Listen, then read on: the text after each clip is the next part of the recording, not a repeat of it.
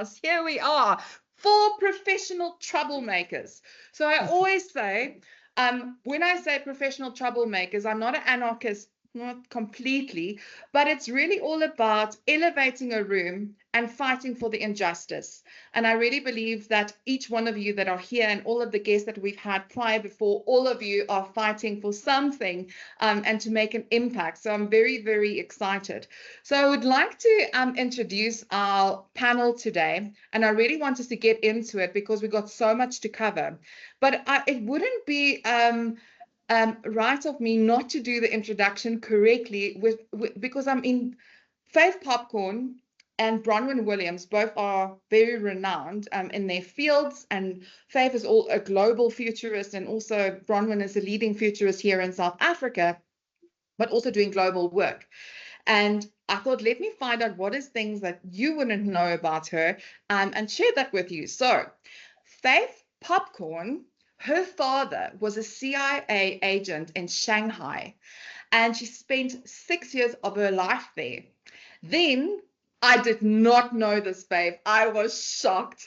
Faith is a late night Kentucky fried chicken feaster, binger. And then we've got, Faith is also a huge fan of South African designer Helen Mellon. Am I Helen Mellon? Yeah. Helen Mellon. She is wearing Helen Mellon in honor of her South African designer, so that makes me so excited. If you've listened in the foyer video, one of the videos that played, there was actually a single that was produced by Faith and by Karen Zoid, also our very own, a slow boat to Mars. I love it, Faith, by the way. It's amazing. Thank you. And Faith says she likes dogs, goats, kittens, and cats. They're better than people. Okay, moving on to Bronwyn, who's partner of Flux Trends, and then obviously just to rehash, Faith is from Brain Reserve. But Bronwyn, I never actually, until I read this, I was like, oh my gosh, you're right. You always wear black. I have never seen you in any other color until I've noticed that. You have a 9-year-old daughter. You wanted to, so how amazing is this, by the way? Faith, her father was a CIA agent in Shanghai, and she lived there for 6 years. And here, Bronwyn is saying that she was a spy when she wanted to be a spy when she grew up. So she finds like being a trend analyst is the next best thing. So very cool.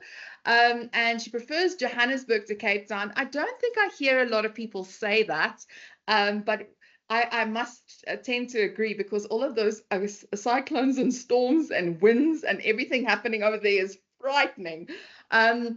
Climate is changing. And then also, and I have to agree with this, is that, Bronwyn, you believe also that South Africa is well ahead of many countries, and there's a misconception that we are so behind, but actually a lot of people are going to learn a lot about South Africa because we were so behind, we are so ahead for this future that lies ahead. So without further ado, I'm going to hand over the floor to Faith to do your introduction, and then to Bronwyn, but I just want to quickly hand over to Kalnisha. Kalnisha, welcome again, joining me on this journey. I cannot tell you how grateful I am for you. She's a developmental economist, for always holding my hand, because I really want to learn more about this ESG world, and I want to make an impact in the world within the marketing arena, and the best way to do it is surrounding yourself with a bunch of economists. So Kalnisha, thank you so much. So over to you, Faith. Okay, so I'm Faith Popcorn, and I've had a company called Faith Popcorn's Brain Reserve now for 5 decades, and we work mainly with Fortune 200, and we help them see the future, but do something about it. So, apply what we're showing them is going to happen, which takes a bit of a stretch. We do a lot of work in South Africa, work with MediClinic and Remgrow and others. It's when you don't know you're working, when you're working, that means that your work is the pleasure of your life.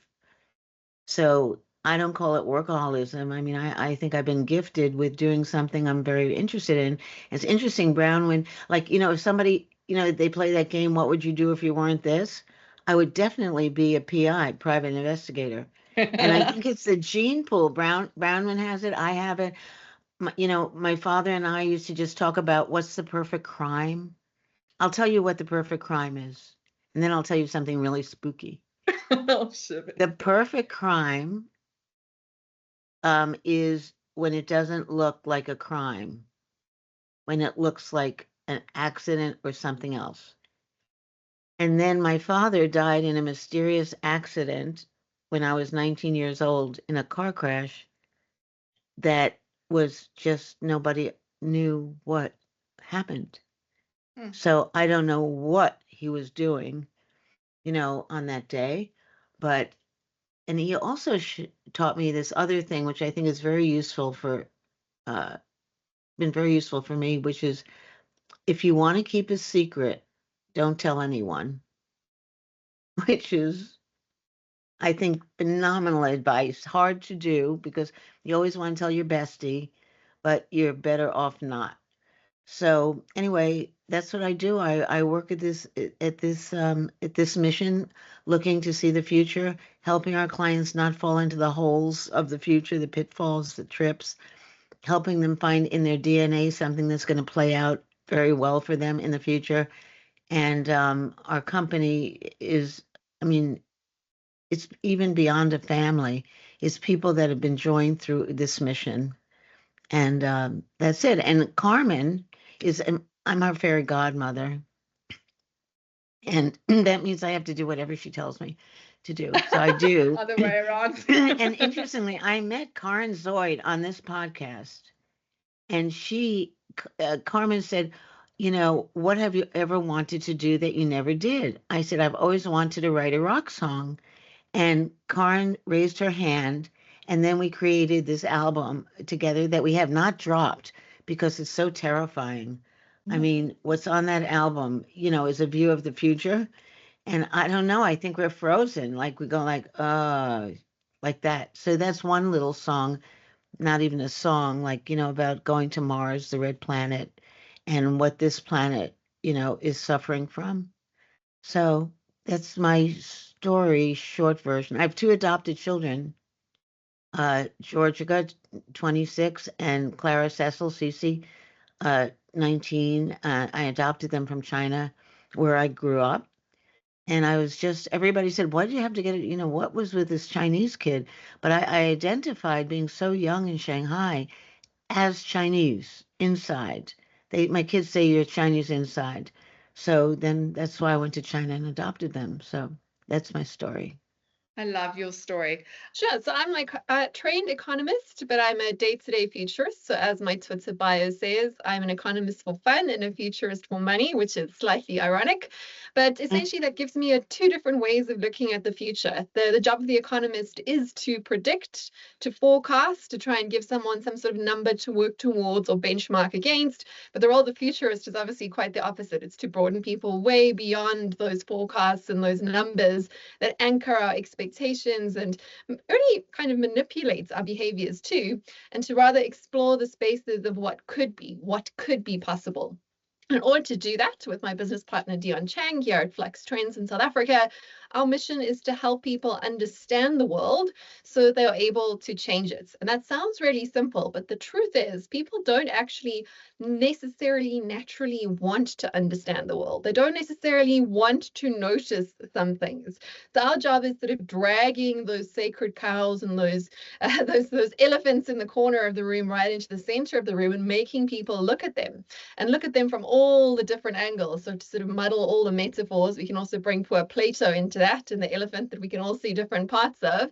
Our job is to help people to feel out all of that. So that might mean looking at from different perspectives, connecting with different people, and trying to correct our natural blind spots through conversation and through analysis. And most people that are working in an organization, whether that's a government organization, a non-government organization, or a company, are focused on a particular mission. They have a mission to change the world. But because they have that mission, they focused on that, and they don't have the luxury of space of looking at the world from a different perspective or from a different way of coming at things. So our role is kind of the opposite of a regular consultancy, and that our role is to always be the outsider and never to become too comfortable as the insider, because then we effectively lose our value to the people that work with us, who are counting on us to point out the things that we either haven't noticed because they're in a blind spot, or we don't want to notice because they're uncomfortable.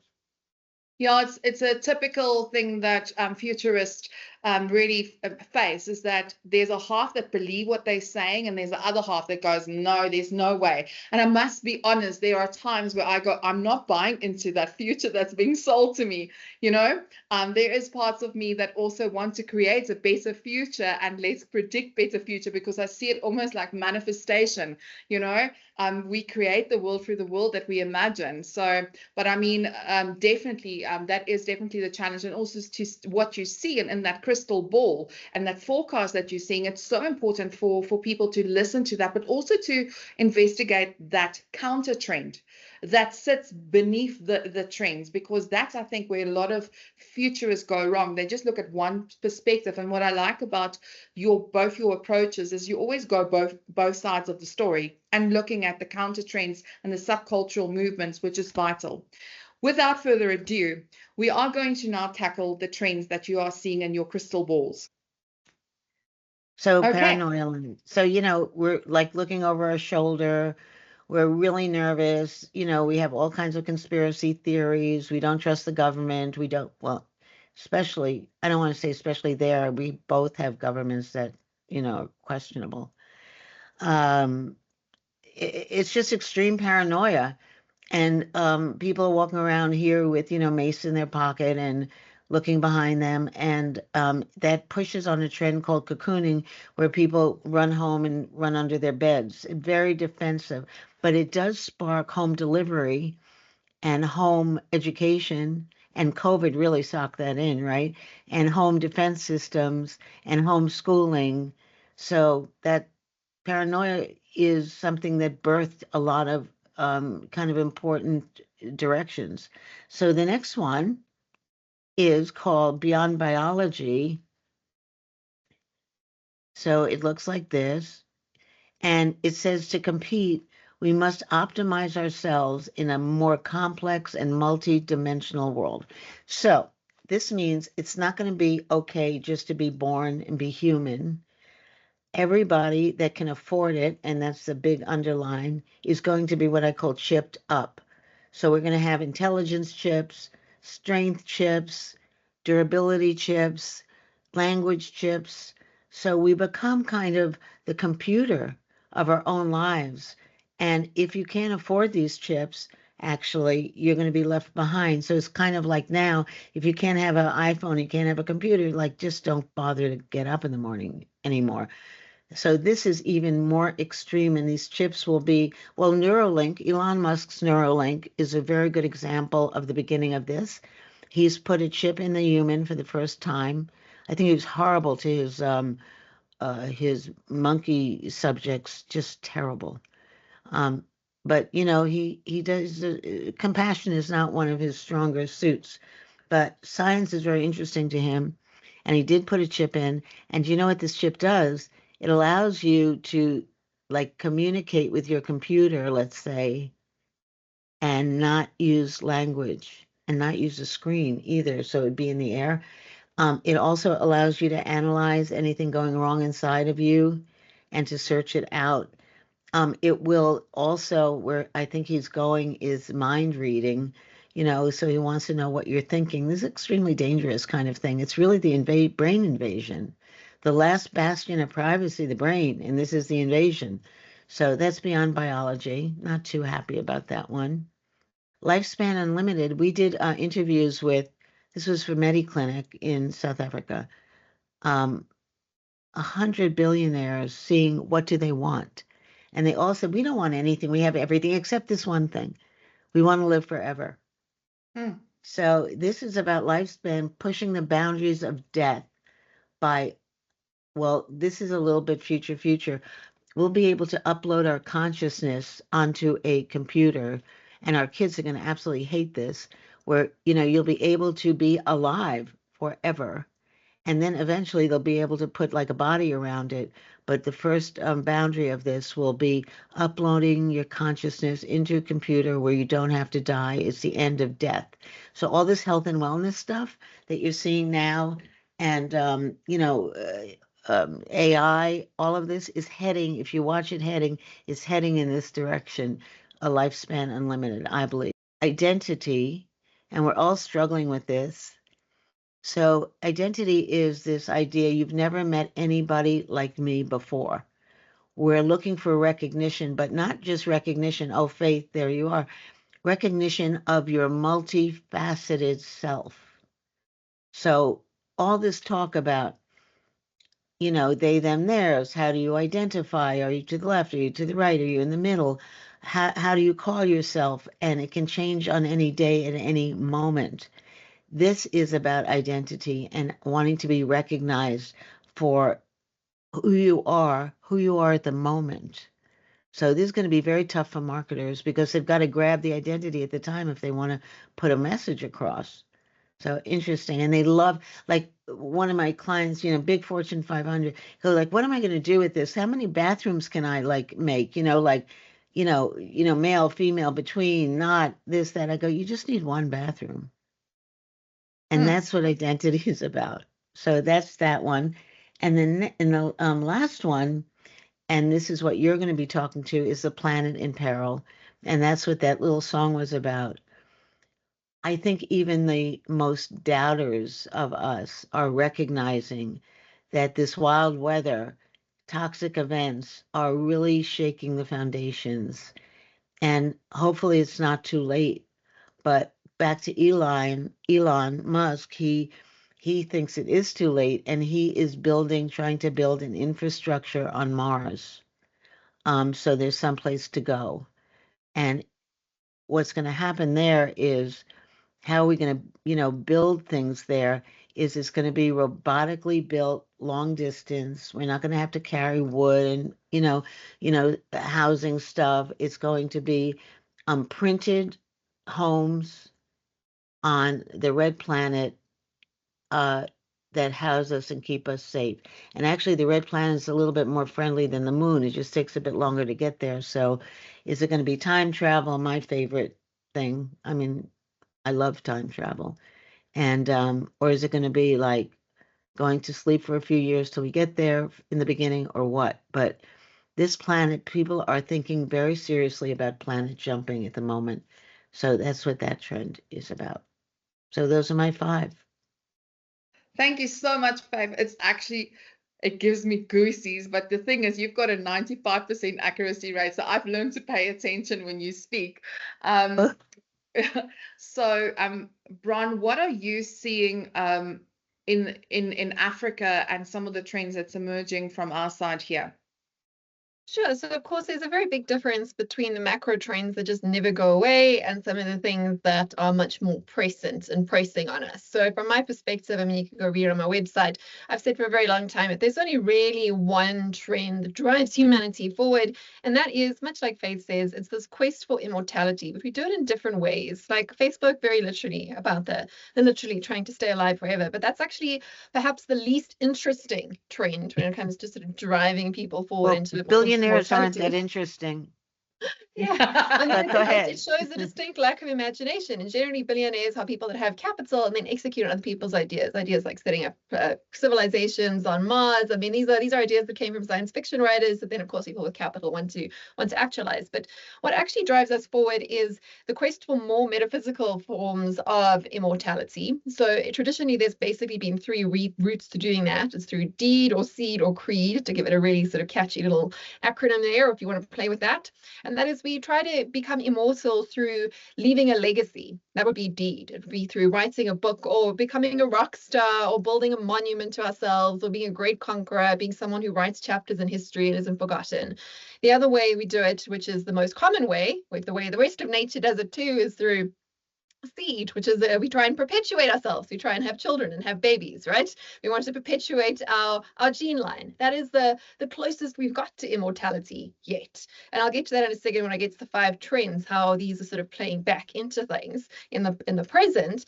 And then the third one is the most metaphysical one, but it's actually our best shot at living forever, and that is through religious or creed-based understanding of immortality, the idea that we could be reincarnated if you believe in that form of metaphysical religion, or the idea of the afterlife, whether you belong to one of the big major religions. There's this idea that even though our physical bodies will decay, as much as we can try and extend it through technology and through brain uploads and all the rest of it, entropy is everywhere, but we could live forever if we believe beyond that. And so that's the sort of my macro trend framework that I look at absolutely everything in. But for today, I picked out 5 trends that are very much about the here and now. And because Kalnisha is here with us today, also an economist, I thought I'd stick to the sort of economy-based trends. And the first one that I have is that of credit. We are switching at the moment into a credit-based global economy. And this is, of course, going to have massive implications. We think of the economy as being based in money, which is the opposite of credit. Because if you're an accountant, you've got a credit and you've got a debit on both sides of your ledger. We've essentially had a sort of debit-based economy up until now, and we're now switching into a credit-based economy. When I'm talking about credit here, I'm actually talking about credibility and reputation. And this is the aftermath that we are seeing of the very dangerous ideas that were planted in Satoshi's Bitcoin paper that have gone through various weird different manifestations, but are now crystallizing in ways that are going to essentially put, as I've called it, the sort of Wi-Fi curtain around the world where we are all surveilled and all of our credit worthiness to each other is quantified and used as pure form of credit as in access to goods, services, and opportunities, not credit as debt. And this is a very big shift, and it's both scary and full of opportunity going forward. There's amazing sort of stories there if you want the ultimate in terms of the credit-based economy. You want to know how much credibility you have in this particular world right now, which I'll link in with some of the other trends I get to. We have to think about the influencer who was able to sell NFTs of her own breaking of wind to her very male and very horny followers. But that's a very extreme, but also very literal manifestation of how your credit, even if it is a dubious credit, your credit as in creditworthiness and your reputation and your fame are able to be transmuted, become fungible, if you want to use that language, with actual capital, with access to goods, services, and opportunities. So that's quite a big shift. The next one, of course, is the other sort of credit, and that is straight up debt. So we can talk about the treadmill economy that we are on at the moment. And this is a really interesting one. Again, we get to talk about sustainability and we talk about, like longevity and immortality and all of that, because our current actual economy, now coming back to the world of money, away from the world we're heading into, is premised on debt, which is also premised on growth. The way a debt-based economy works, whether you're talking about yourself or you're talking about a nation or an entire planet in our case, if you are in debt, you have to grow at a faster rate than your interest becomes due in order to just remain alive.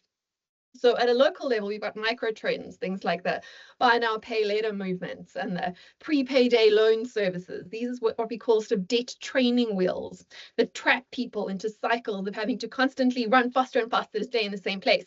But of course, at a macro level, we also have this incredible case that we owe more money than we have to ourselves on a planetary level, trillions and trillions of dollars that we owe to no one but ourselves in great circular fiat money loops, which of course does create huge instability and also huge unfairness in the way that the world works because of who's allowed to create money to pay their way out of their debt cycles and who has to work and run faster to stay in the same place. But debt kind of traps us into growth, which is really interesting when we contrast that with degrowth movements and this idea that we need to shrink in order to survive. Something that as an African, I reject wholly and strongly. I think we need to push back against degrowth narratives and toxic words like that corrupt the idea of sustainability and diminish it into something that it's not. But at the same time, degrowth cannot survive in a debt-based world. Degrowth in a debt-based world is utter destruction and total catastrophe. So that's something we have to bear in mind. It's absolutely it's the opposite of sustainable. It's entire collapse. This is like beyond a crash or a crisis. This is collapse. We cannot degrow our way out of a debt-based trap. You can only grow your way out of that and then hopefully stop making bad choices. But we are currently in this debt treadmill cycle, and it's accelerating at quite a large rate at the moment, micro and a macro level. I always like trends that have scalability or fractal layers to them. That's how you know you're onto something. The next one is a little bit more fun, but it ties into what we're talking about here as we layer it all together. This would be the term that was coined by the young economist Kalnisha, the idea of this vibe session.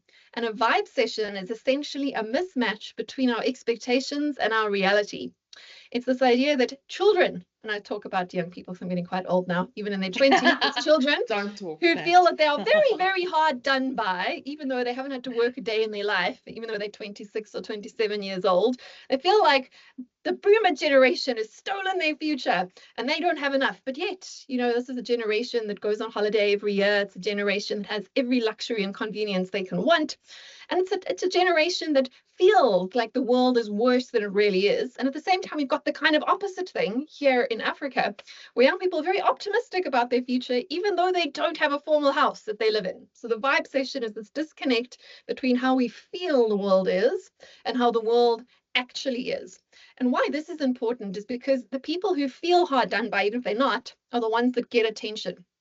And that's where we have sort of pivot moments and protests and all of this sort of this underpinning of disrest and disruption. And part of the vibe session, of course, is also when people start to then behave in a way that matches their expectations, not matches their reality. And it starts creating quite deep unfairnesses. So this is where we get movements at a micro level, things like minimum effort Mondays or lazy girl jobs, the sense of entitlement that I'm entitled to a good paycheck without actually contributing to the economy on the one hand. On the other hand, of course, you've got kind of the opposite thing, people who contribute a lot but don't get paid very much, but still somehow feel motivated. So you've got this disconnect here in the happiness versus reality equation. And that creates a whole lot of cracks that can create chaos going forward. But it also brings us to the fourth trend, and that is the trend we've been speaking about at Flux quite a lot as a very imminent trend. This idea of nonsense economics or the bullshit economy. Very similar to the vibe session, which is all about expectation and reality disconnect. Bullshit jobs was the term coined by the now deceased economist David Graeber, who spoke about this idea that there are many people who are employed in jobs earning money that don't contribute any value to society. This is not necessarily their fault, but it's that we've got this whole category of people across our economy who work jobs, get paid, but don't add value. Quite often, bullshit jobs are overpaid jobs. Bullshit jobs are those lazy girl dream jobs that girls brag about having on Twitter. But they also speak to a very sick economy where value and price have been decoupled. So we're living in this sort of abstracted kind of surrealist world where a teacher or a nurse can't afford an apartment and has to live in her car in a church parking lot, but where a 24-year-old social media manager gets to live in a luxury apartment in New York City. Like the actual value that you're contributing to society and what you're getting paid has been entirely discoupled.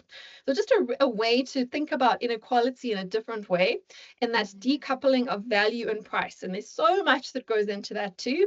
And I think that one of the challenges we have here, coming back to the more metaphysical terminology of this idea of immortality that we're all wanting to get towards, is that there is no meaning in a nonsense economy when it comes to the jobs that you're doing.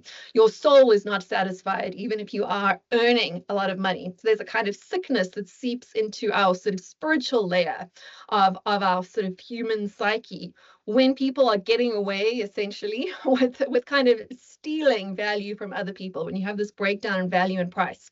And that of course ends up with things like violence and things like conflict and things like criticism against capitalism. I always find that very strange because capitalism is like heat, it exists. We don't have to like it, but it's just there. That's the sort of state of nature. We build rules around that to kind of mitigate those excesses. But we're looking perhaps in slightly the wrong ways to fix the very obvious problems we have around inequality and what's going on, that decoupling of value and price. And that, of course, also touches on all sorts of things like the trends towards trying to value nature now. or to actually set up insurance products to make sure that we are actually protecting the planet that we need around us from a sort of sustainability angle by pricing that. So we've done it very badly with carbon in that we've created markets for carbon, but markets make more. So the more we have markets for carbon, the more carbon there is, because that's kind of how markets work. Markets and capitalism are very good at making more. So instead, we're to start putting actual prices onto destruction and sort of pricing that base level in, which is a different way of looking at it. But the point is, things that are valuable and things that are invaluable are either underpriced or not priced at all. And perhaps some things we also pricing that we shouldn't be pricing. So anyway, there's a big conversation there in nonsense economics around value and price. And the last trend kind of again packs in with all of this, and that is the so-called YOLO economics that we're seeing. And this is how, when you live in a world where the vibes are off, and where there's nonsense economics anywhere, we see reactions. And one of those reactions is this absurdism and nihilism in the marketplace, where people are now spending more money on sports betting. That's growing at 48% a year here in South Africa, for example, or investing in things like, again, Elon Musk's Dogecoin. And it's like you can't beat the system by working in it. We're going to work against it. So it's this sort of sense of nihilism and anarchy that's creeping through the markets, but also creeping through society. So I chose those trends around sort of economic themes, but they all have social angles to them that are underpinning this sort of behavior. The market's just a nice way to sort of observe that, because we do have pricing mechanics and we can actually see the value of these things quite quickly. Wow, thank you so much. That was quite a lot to think about. I mean, I'm like, oh my word, we're going to have to, create some sort of document that we can actually put all of this in. But it ties also very much into the paranoia land that Faith was talking about. Like, there is really a lot of paranoia that's happening, and we even seeing it from an ethnography perspective when we look on the hustle and bustle, what's happening, on the digital trends and what's happening there. So I'm going to quickly give the 5 trends that I see, and then I'm going to hand over to my colleague to take it over from here with her trends, and then the question to you as the panel.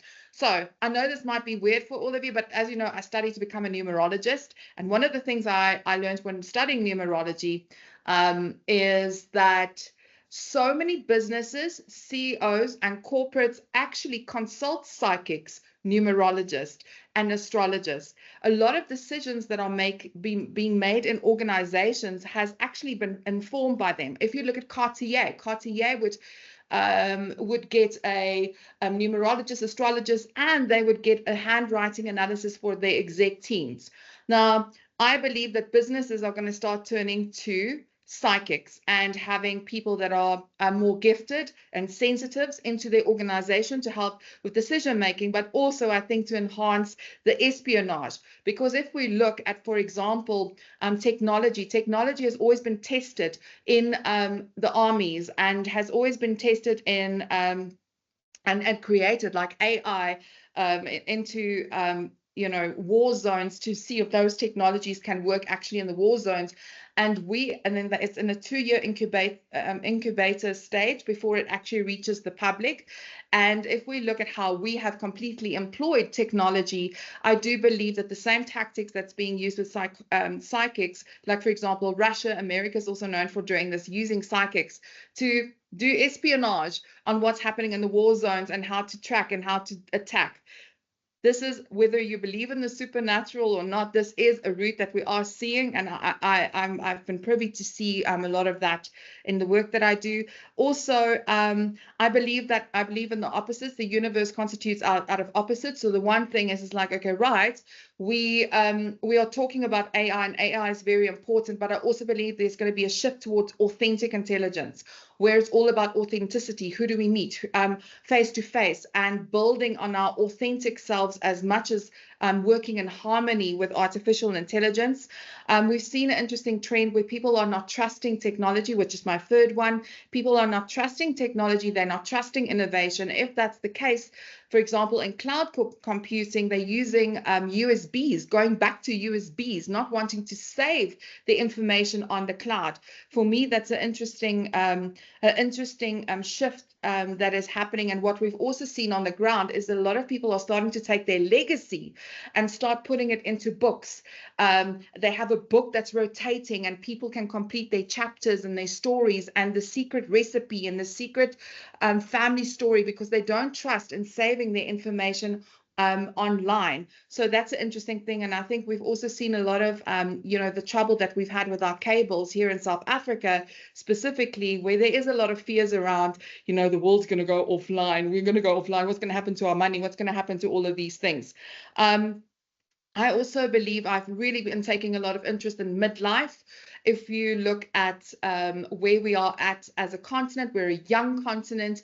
If you look at what happens to women, everybody should be afraid of a woman that's going through midlife, because she fortifies, she becomes strong, she becomes resilient, and she doesn't take nonsense anymore. Her value systems change, how she spends her money, how she makes decisions, and she really becomes an activist. And because of that, in 5 years from now, we are going to almost double our women going through their midlife, their perimenopause and their midlife. And what we are seeing as a last trend is that there's also this massive wisdom deficit that has been happening between generations. And now that there's this big rise in conversations about menopause, it is almost as if the woman going through midlife is the divergent and convergent holder and wisdom keeper between the younger generation and the older generation. So those bonds between women needs to be established, because women shapes cultures. Where women goes, cultures goes, and we can't ignore that fact. And that is why there is going to be massive shifts, because women are starting to shift as well. And Kalnisha, over to you, and you then handle the panel. How fantastic. Must I also share my trends and hopes? Yeah. Before we start. So, I mean, I serve a really, really interesting purpose, I suppose, in the world, in that I straddle the realities of those that are not economically active and work with those that are economically active. And we have to sort of gauge the realities of both sides of the equation. I'm seeing really phenomenal things. I'm seeing, in terms of the new generation and the younger generation, I have a 14-year-old, and we have 14-year-old kids in the formal economy and outside of the formal economy, contemplating politics and the socio-political status of the country that they're living in. So not just in South Africa, but kind of across the African continent, which is very, very exciting, because it tells me that what we are going to see in the next generation is a fundamental rethinking of our political models and how politics plays out in terms of how we interact with the economy, right? What we're seeing in climate change related or environmental related conversations in Africa is a sort of call to decolonize the narrative. So let's talk about environmentalism and climate change from a truly African perspective and speak about our reality, instead of talking about things like carbon abatement, which is very far outside of our reality. There's a big call to reclaiming the African narrative. So even in the financial services sector, there's this sort of elevation and surfacing now of concepts of African economics and African trade patterns and indigenous knowledge and indigenous economics, concepts that are, I don't know, subordinated, I suppose, in terms of the traditional mainstream economic structures. We box it in as township economics or the informal economy, but they're very, very complex economic models that predate modern economics, right, that have never been captured.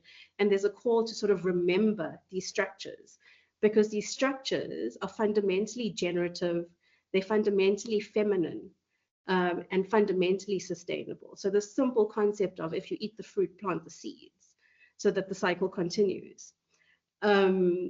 And there's a very, very big call to action, especially amongst young people, to sort of remember where we come from and remember our reality. Because this economy that we talk of largely has been imposed on the emerging markets. It hasn't been inclusive of the thoughts and the realities and the principles of the emerging markets, right? So while sometimes the future looks a little bit dark and dangerous, I'd like to think, and this is my big hope, I like to think that collectively, that we start acknowledging the value, the intrinsic value that exists in the emerging markets, those parts of us that haven't bought into the mainstream, and use that to catalyze our development into the future, right? And that is kind of what the sustainability movement, the prevailing narratives not the prevailing narratives, but the original narratives around creating shared value and embedding ESG concepts and internalizing externalities. That was the sort of intention. And our great hope, Carmen, in this ESG series was that we'd be able to surface the original intention of a lot of these documents in order to reframe, you know, what the future could look like and what the future, and realize or create that future that we actually want. On that really hopefully positive note, the one thing that everybody's talked about, and it's the one thing that we're seeing constantly, is this contemplation of identity. And it's showing up in different spaces as different things. In sort of corporate trends, we're seeing a revitalized movement around diversity, equity, inclusion, belonging. Faith talked about reimagining identity as the fractals of ourselves, and Bronwyn relates it to identity. I'd like to know, and just from a purely human and feminine perspective, how much of this narrative around identity do you think is authentic, and how much of it is influenced by, you know, other forces and other factors? Well, I think I have to defer to my friend, another futurist, Tracy Follows, who wrote a wonderful book called The Future of You, where she unpacked this idea of identity. So I think it would be disingenuous for me to talk about that topic without referring to her, because I think she's influenced my thinking through many different Twitter chats over the years in quite a large extent. And essentially her sort of thesis is that with digitization, with fragmentation, with even the fact that I'm a person here, but I'm seeing myself talking on a screen there, that I've already sort of multiplied myself in different ways, that the future of identity is, I use the word faceted, she uses different words for it, in that we show up in different ways with different people. And I think the simplest way to explain this is actually from the sort of really prosaic future of work that we do quite a lot between different generations and all that. I fall into the so-called millennial cohort, and then of course you got the Gen Zs or born frees that are a bit younger than us. And millennials had quite a large call towards corporates to say, let me show up as my whole self. And at the same time, you had hiring managers saying, bring your whole self to work. And we tried to reconcile all the parts of our life and be just one person. And the problem with that is we ended up having no work-life boundaries. And this was just exacerbated through remote work that highlighted the impossibility of being everything all the time, everywhere. And it's really interesting, especially from a female perspective, because that's also what the world wants us to do, right? It wants us to be a fully present mother, but also have a fully present career. And it tells us we can have it all. But that means you have to be it all the time. And that's exhausting. And it becomes impossible as our identities are distributed, even if they are not disconnected as they are, just because we have to show up in so many different places all the time. I have to be virtually present here and physically present here. And now Microsoft's come up with an update that says actually I can attend three Teams meetings at the same time, and I have to split myself. Now this is the norm. Faith is talking about biometric implants being something that might be something we have to have in order to compete. But this idea of having to distribute yourself across multiple places with multiple AI agents that are all present fully in different places, it becomes impossible. It's exhausting. This is the problem with ideas and things like mind uploading anyway, is that our consciousness can only process so much at a time. Even if our brains are capable of doing stuff at the subconscious level, our consciousness will absolutely implode among the weight of trying to split ourselves too far. So what the younger generation is starting to do now, and we've just done a very big study with young people in South Africa, with Generation Z, seeing their thoughts, is they are very naturally, instead of bringing their whole self to work, they're showing up differently in different places. They're essentially not schizophrenic. That's the wrong word. It's more this concept of, again, going back to the language that we got from crypto, this idea of self-sovereignty. I show you only what you need to know about me. I show up differently in my personal life to my public life to my professional life, like David Foster Wallace spoke about. We all have 3 different lives: public, private, and secret. Now we have more.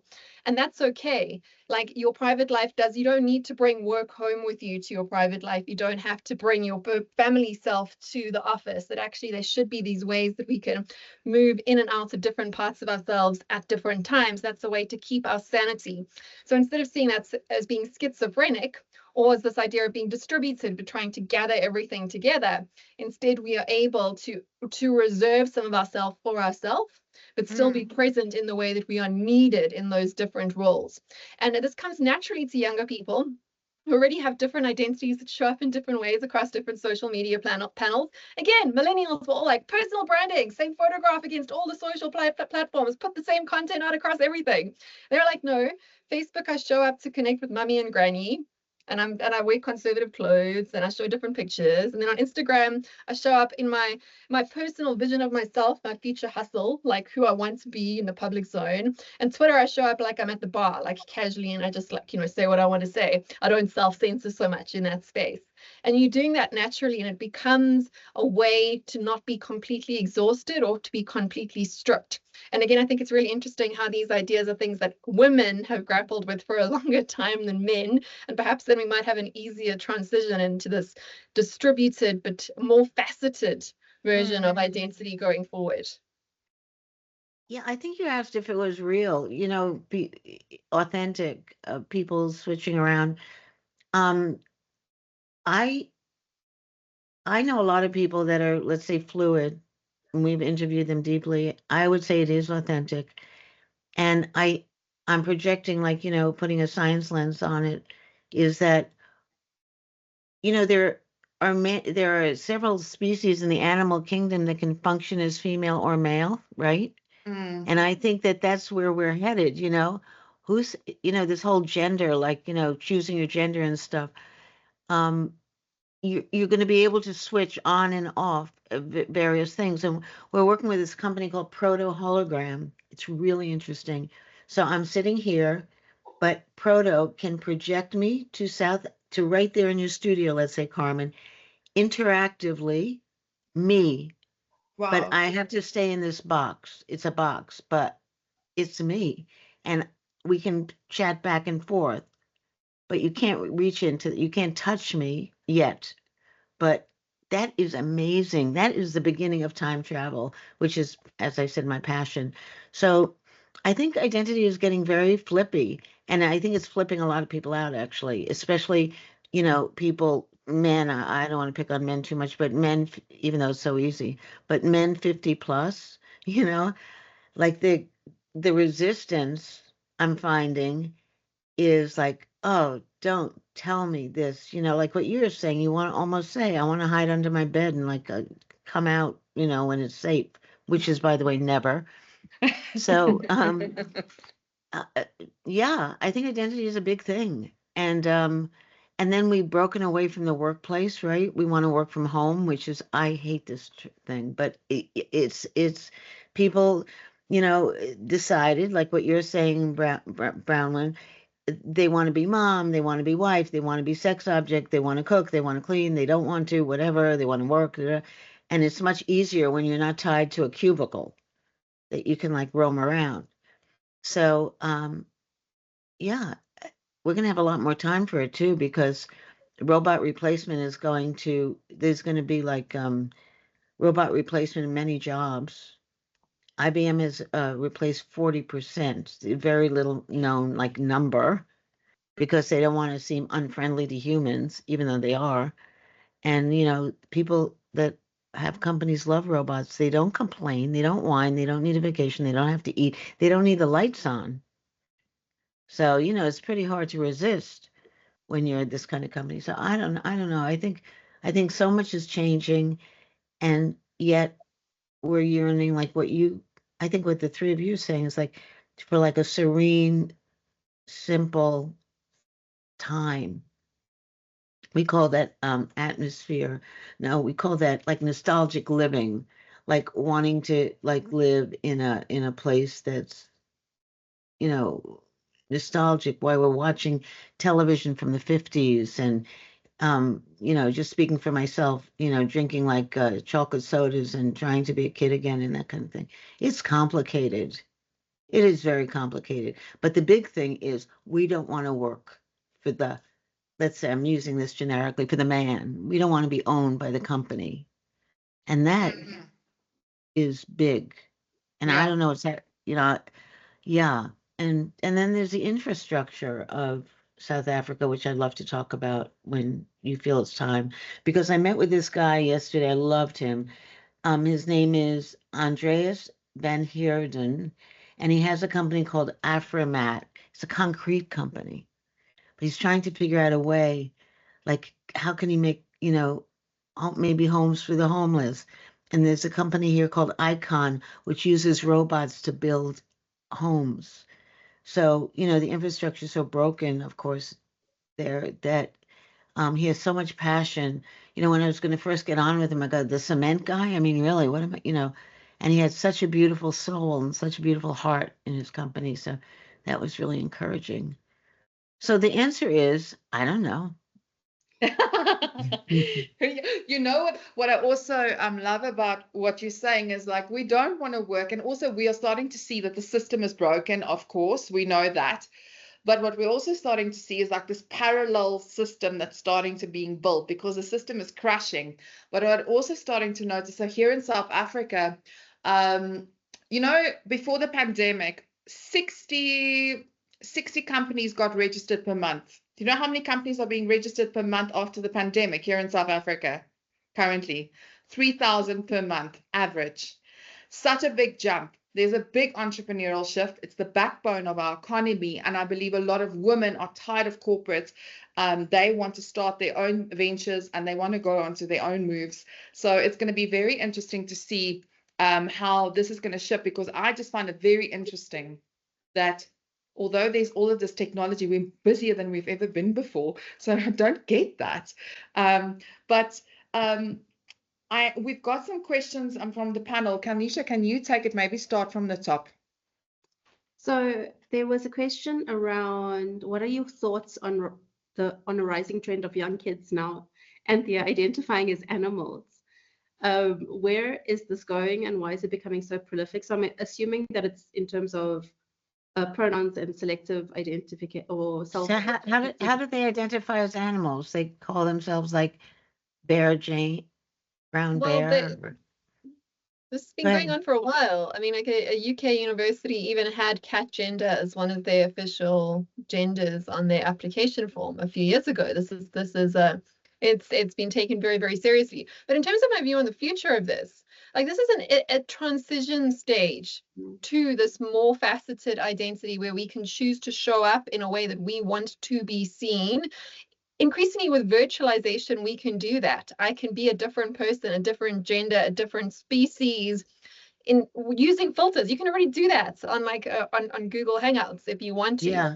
But it's becoming real. This is like a transition stage. All the debate around pronouns, around how I'm being identified is really a call to be able to show up in the way that you want to show up. And at the moment, we're trying to do it through rules and regulations, but that never really works. But it becomes just effortless when I am able to show up in a different body, with a different face, for different meetings, even in real life. Like Faith is saying, I've actually sat on panels with people who have shown up as holograms and interacted with them. Like the future is here in that regard, but that hologram didn't have to show up as himself. He could have shown up as a bear or as an alien or as in whatever sort of way he wanted to be seen. And it's something we can't really do in the natural world, because even if I do ask you to identify me as a cat and I say that I identify as a cat or as a bird, we can't laugh because people take this very seriously. It's how they want to be seen and want to show up. We do laugh because they're clearly a human being standing in front of us. They've clearly got arms and they don't have wings, even if they feel that way. Just like someone that feels like they're actually an amputee, or they feel like they're blind even though they can see. These are real phenomena that people have, but it's not only to do with mental health issues. If you are feeling like you don't have a whole body or you're not connected with your body, there's something that you probably need to work through in therapy on one hand. But on the other hand, when it comes to identity and how you're showing up and how you're being seen, it's quite wonderful that we can show up and being seen in any ways we want to be seen.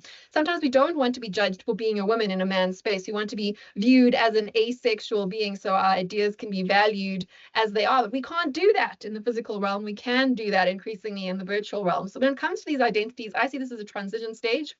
I see future generations, they won't have to argue with us to use their preferred pronouns, because they will show up in such a way that we see them the way that they want to be seen, in the context they want to be seen. And this is the idea of that faceted identity that shows up in different ways at different times.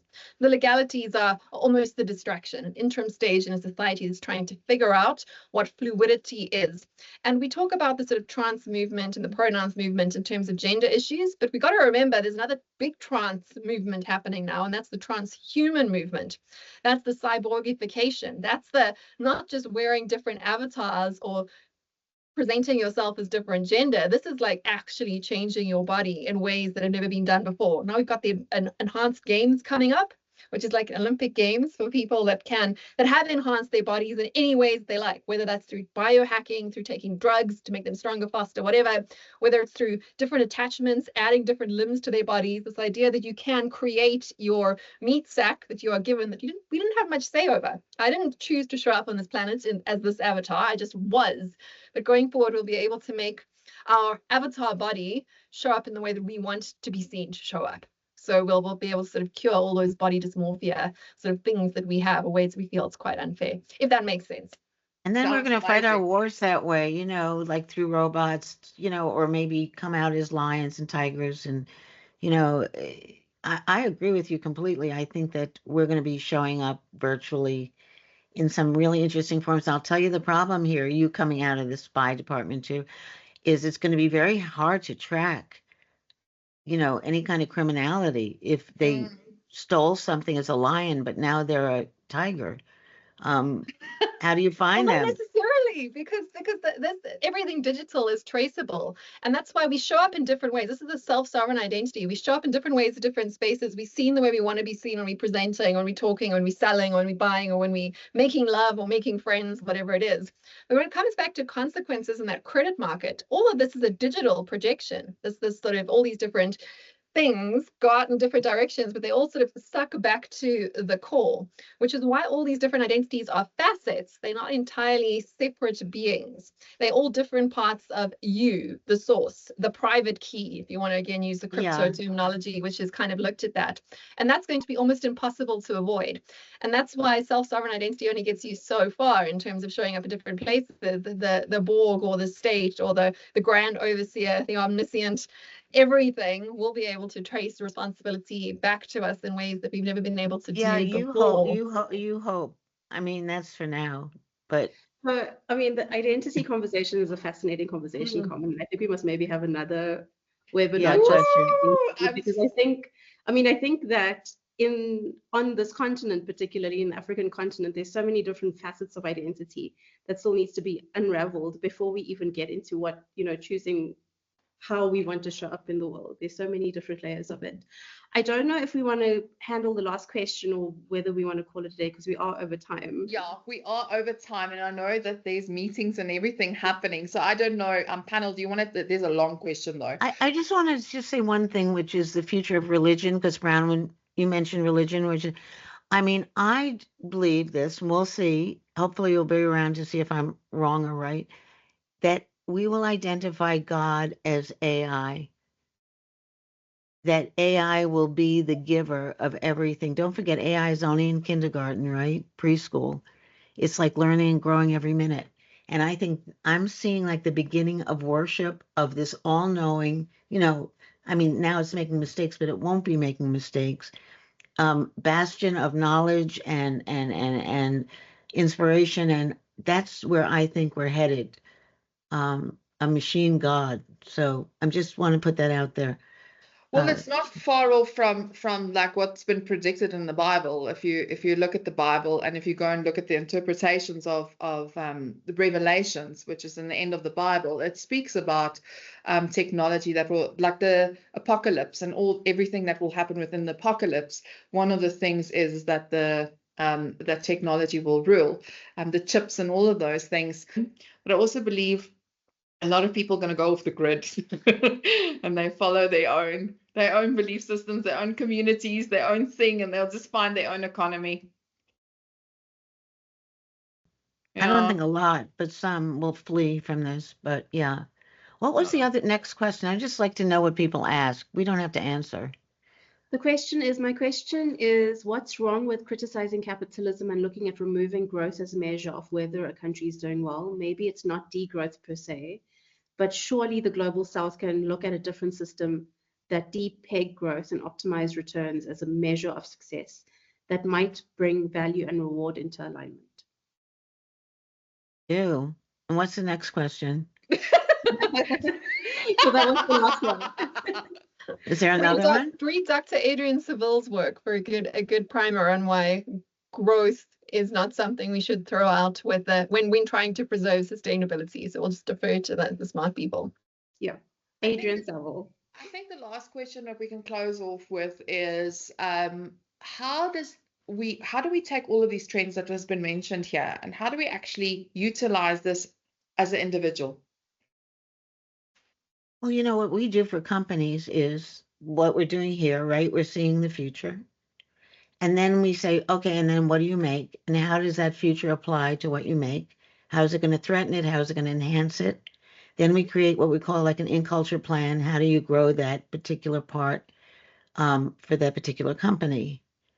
But frankly, as a futurist, when I hear all these things, and I think you have all been so brilliant, you know, so aware, so foretelling, let's say, it just makes me, I'm just ordinary in that way, want to just grab a dog. I'm looking for my dog and squeeze that dog to death. I mean, like, hug a chicken. I mean, really. And I do hug chickens because my neighbors next door. There's a thing about like they happen to be rich, they have to have chickens, free range chickens. That's the thing here. But the free range chickens come over here. So, it just makes you want to like pick a flower, hug a chicken, hug a kid. And we cannot change it. I guess you're saying, why are we like buying into it? This combination of woman and machine is inevitable. It is the singularity, and it can't be stopped, outlawed.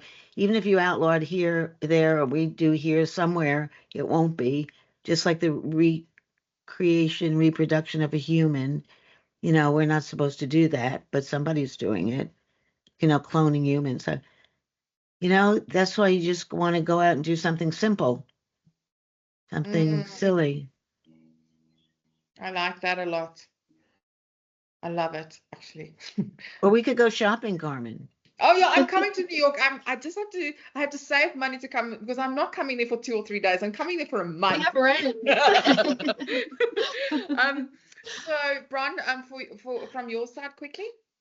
Yeah, again, to sum up a lot of the things that I've been saying here, which has gone very divergent, can be taken very badly out of context, which I'm very well aware of. But the real point I'm making is that in all these ways that we're looking at, whether it be through using Ozempic to change your weight, or whether it be changing and choosing your identity going forward, or whether it be leaning and relying more and more on AI, what is happening is that ultimately, or going to Mars, if you want to go back to Elon Musk, all these things, all these pursuits of immortality, and the fact that we're getting so close to them, extending our lifespans, being able to change our virtual and our physical bodies to match what we want them to be, these sort of godlike powers mean that we are kind of becoming our own gods in a sort of whether you're looking at omniscience, omnipotence, all of this. But the question is then, do we then start to worship ourselves and turn inwards and fall into the nihilism and the absurdism that I was speaking about earlier, which is a very dark place to be. It's a very dark place to be stuck worshiping yourself if you are your own God, this sort of thing. Or do we find meaning out of ourselves by looking at, again, how we're investing in the next generation, how we're investing in scaffolding to take the human project beyond ourselves, like our own individual selves, towards some sort of future? And how are we going to pursue that immortality? Are we going to turn inwards, or are we going to go outwards? And I suppose that's the really big question that we're looking at right now. And there's a lot of darkness and a lot of light that you can play with in that space. Kalnisha, closing thoughts. So for me, I think that the conversations around future trends and the illustration of what the future could be like it's really a demonstration for us of how much choice we have, right? And it's no longer, I believe, sufficient for us to just run on the hamster wheel in a thoughtless manner, right? We just become architects of our own bullshit if we do that. I think it's really important, especially for younger people, to interrogate and apply like critical thought and critical analysis to the decisions that they make and the choices that they make. And also rethink, so I mean, it's very subtle. My son says to me that the advice that I give him is no longer relevant, right? And he's 14 years old. Like, because mommy, the world was not like the world is now when you were growing up. So your advice is no longer relevant. So I'm very, very fortunate in that I have well therapized children that can articulate their thoughts so well. But it's also like acknowledging that reality. Like, so all the grown-ups around you can say whatever they need to say, but you have to be able to interrogate your own truth. Because the advice I share is based on my past, and my past is no longer relevant. And I think that's deeply, deeply important for me as we move along in these conversations about sustainability and conversations about how we build the scaffolding of humanity. Like, Bronwyn, I'm going to use that to death. Yeah, so I think that consciousness and that integrity of our thoughts and our decision making is of fundamental importance now. Absolutely. I mean, just to take everything that we've discussed today, I think it really boils down to, the vote of our attention, the vote of what we buy, where we go. It's something fascinating. For each prompt, I believe that we do on ChatGPT, we're using a half a liter of water for the data centers. We need to start thinking about interconnectivity. One of the things in conscious leaders that I'm very adamant that we educate women and companies on all across the board is this thing that I'm adamant about is authentic intelligence. And I believe that there's seven key things that we need to develop for our authentic intelligence. One is cultural intelligence. The next is creative intelligence. Collective intelligence, knowing that if we all stand together and we work together, that we will be smarter. Then it's spiritual intelligence, and it's really understanding that everything is interconnected, that you and I are the same, but that organisms that we can't see is necessary here on this planet, and we need to ensure that we reserve all of that. Emotional intelligence, so we can control our own emotions, but also understand the emotions of others. I've now forgotten all my intelligences, but those are the key ones that I believe that we need to focus on. Oh, and foresight intelligence. I believe every person has the ability to be their own futurist.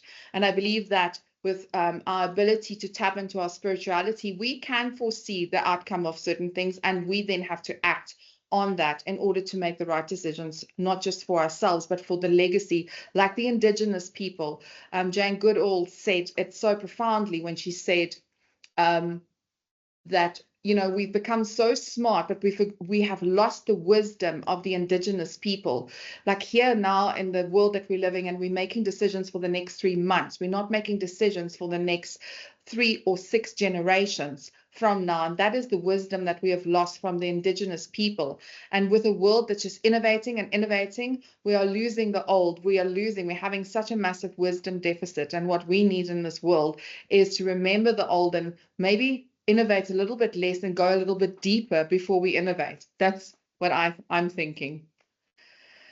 I think and I want to just congratulate you for, letting us meet each other and being like the what do you call it, the womb of future thinking.